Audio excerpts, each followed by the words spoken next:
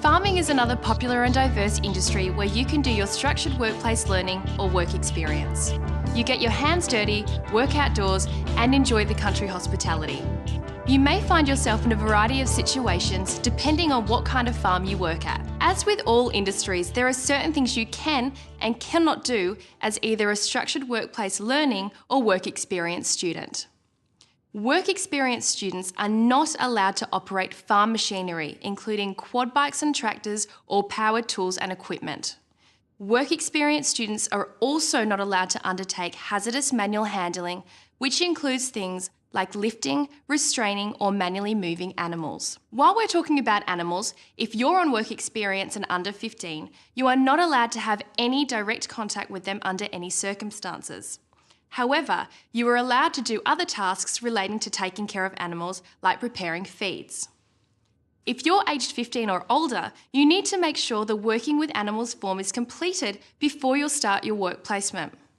If you've got any questions about this form, please talk to your teacher or your workplace learning coordinator at school. Structured workplace learning students are allowed to undertake a wide range of activities on placement, so long as they are linked to their VCE, VCAL, or Vet in Schools courses. You must also have completed the correct training on how to operate machinery or undertake activities specific to your course.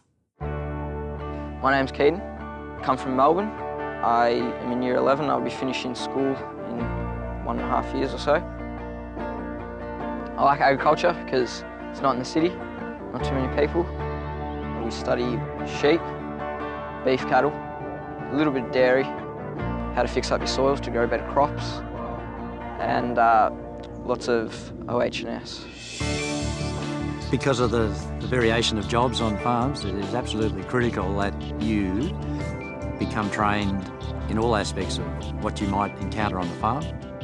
When you're working in the agricultural industry, a lot of the times you're using machinery.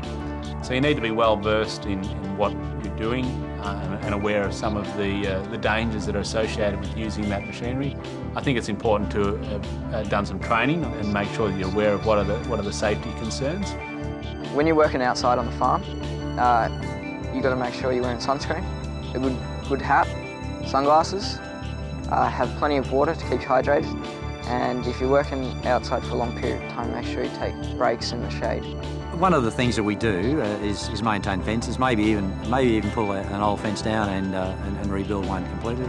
And one of the simple issues there is just weight, for instance, lifting up posts. Then you either dig post holes, drive posts in the ground, all reasonably dangerous if you don't know what you're doing. The most dangerous thing on the farm would have to be the heavy machinery, so the tractors and the augers. Anything basically to do with tractors is dangerous. You've got to be careful that they know you're around so they don't back over you.